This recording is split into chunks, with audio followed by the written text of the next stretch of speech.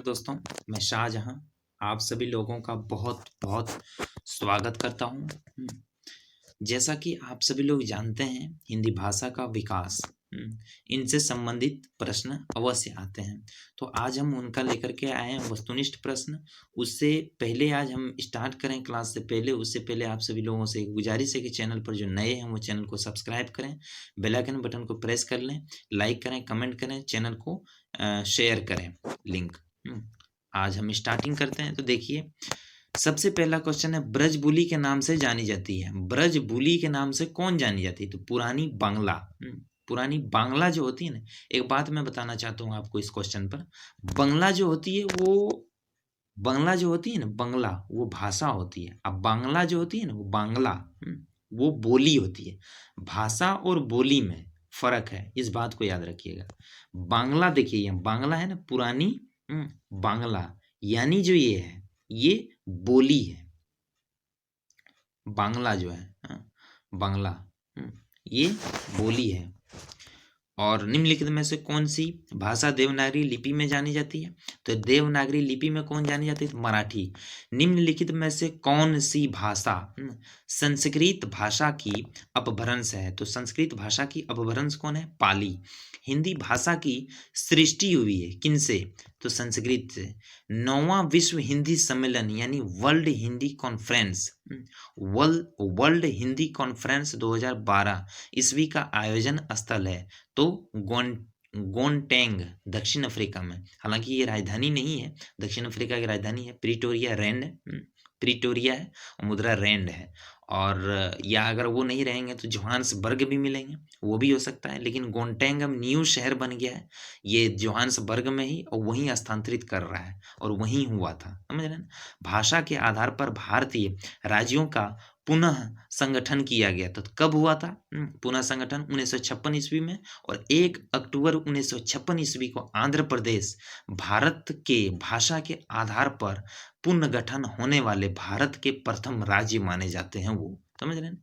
आप क्वेश्चन को फुल सुनिएगा कि हम क्या बोले हैं, इसके बाद डिसाइड कीजिएगा। ये कि नहीं भारत के पहले राज्य माने जाते हैं। भाषा के आधार पर पुनर्गठन होने वाले आंध्र प्रदेश 1 अक्टूबर 1956 ईस्वी को गठन होने वाले भारत के पहले राज्य माने जाते हैं। इस क्वेश्चन को हम इस जगह बता दिए आप सभी दोस्तों के लिए। भाई के आधार पर सर्वप्रथम किस राज्य का गठन हुआ? देखिए, आंध्र प्रदेश। हिंदी जो है इस भाषा का परिवार से संबंधित है। किस भाषा के परिवार से? भारोपीय परिवार की भाषा से। भारत में सर्वाधिक बोले जाने वाली भाषा कौन सी है? तो हिंदी सबसे ज्यादा भारत में बोली जाने वाली भाषा है।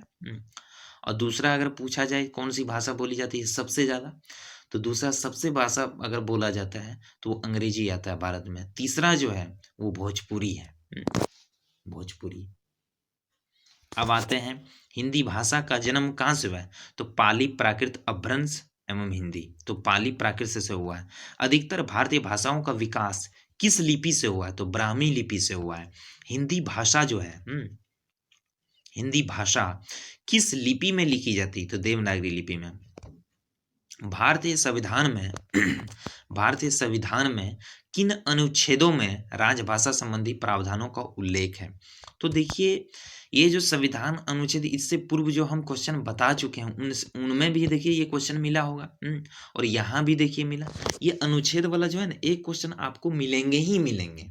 इसमें कोई दोहराई नहीं है कि इनसे संबंधित कोई प्रश्न आए या ना आए, आना ही है। आपको सुमेलित करने में दे सकता है, या किस अनुच्छेद के किस भाग में है वो दे सकता है, या कौन से अनुच्छेद में ये बात है ये से संबंधित दे सकता है। अब देखिए, हिंदी भाषा के विकास का सही क्रम क्या है या अनुक्रम क्या है? तो देखिए, पाली प्राकृत अपभ्रंश हिंदी। इससे पहले देखिए यहाँ भी इस क्वेश्चन का पूर्व लगभग मिल चुका है। देखिए, पाली है, पराली हालांकि लिख गया है लेकिन पाली है ये। पाली प्राकृत अपभ्रंश हिंदी। देखिए यहाँ आपको मिलेंगे, देखिए यहाँ है ना, हिंदी भाषा का जन्म हुआ पाली प्राकृत अपभ्रंश से, यहाँ भी हम बोल चुके थे।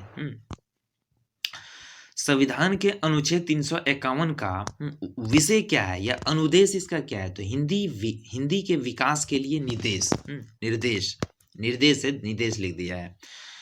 इसके बाद है, वर्ष 1955 ईस्वी में गठित प्रथम राजभाषा आयोग के अध्यक्ष कौन थे? तो बीजी खेर थे। और उस टाइम में भारत के प्रधानमंत्री पंडित जवाहरलाल नेहरू थे। इस बात को याद रखिएगा कि अगर पूछ दे तो वो के आंध्र प्रदेश जो भाषा के आधार पर पुनर्गठन हुआ था, उस टाइम में भारत के प्रधानमंत्री कौन थे? तो भारत के प्रथम प्रधानमंत्री जो थे ना, वही थे पंडित जवाहरलाल नेहरू। तो वो थे। और इस राजभाषा आयोग के जो अध्यक्ष थे वो बीजी खेर थे। वर्तमान में भारतीय विधान की 8वीं अनुसूची में शामिल भाषाओं की संख्या कितनी है? तो 22 भाषा है दोस्तों। और इसको भूलिएगा नहीं, ये भी क्वेश्चन पूछा जाता है कितनी भाषाएं हैं। इससे पूर्व 18 थे, उससे पूर्व कितने थे वो भी पूछे जा सकते हैं, लेकिन वर्तमान में अगर पूछे तो 22 है। इसको याद रखिएगा और ये क्वेश्चन पूछा जाता है। अब अगर पूछिएगा कि इसमें कौन कौन सी भाषाएं थी, तो इसको भी हम बता देंगे। लेकिन अभी हम इसके आगे बढ़ते हैं, उस क्वेश्चन को भी हम बताएंगे कि कितनी भाषाएं थी। और हिंदी की विशिष्ट बोली ब्रज भाषा किस रूप में सबसे अधिक प्रसिद्ध है? कि आखिर ब्रज भाषा जो है हिंदी का, वो किस रूप में मतलब सर्वाधिक प्रसिद्धि प्राप्त होता है? तो काव्य भाषा के क्षेत्र में सर्वाधिक प्रसिद्धि है। भारतवर्ष में हिंदी को आप किस वर्ग में रखेंगे? तो राजभाषा के वर्ग में रखेंगे। राष्ट्रभाषा नहीं है हमारी, राजभाषा है। राष्ट्रभाषा का दर्जा भारत में हिंदी को नहीं दिया गया है, समझ रहे हैं? एक तो होता है नेशनल लैंग्वेज। तो नेशनल लैंग्वेज माना जाता है ये कहीं ना कहीं, लेकिन ये एक तो होता है ना कि मैंने इसको कानून बन जाए कि हाँ ये हमारा राष्ट्रीय भाषा है, वैसा नहीं हुआ है अब तक। लेकिन हाँ, अधिकतर बोली जाने वाली उस क्षेत्र की भाषाएं राजकीय भाषा होती है, तो हमारी राष्ट्रभाषा के रूप में ये अंगीकार है, इलिजिबल है, योग्य है। तो हम इसको मान सकते हैं, मानते आया है। लेकिन एक तो होता है ना कि अगर पूरा प्रमाणिक अगर माना जाए तो ऐसा नहीं है कि ये हिंदी जो है ये भारत की राष्ट्रभाषा है। राष्ट्रभाषा नहीं है, राजभाषा है। अब हम आगे बढ़ते हैं। ढूंढाड़ी बोली किस भाषा की बोली है? तो पूर्वी राजस्थानी की बोली है। इसके बाद देखिए ब्रज भाषा जो है, ब्रज भाषा पश्चिमी हिंदी की बोली है। मगही जो है किस उपभाषा की बोली है? तो बिहारी जो है उसकी उपभाषा की बोली मगही है।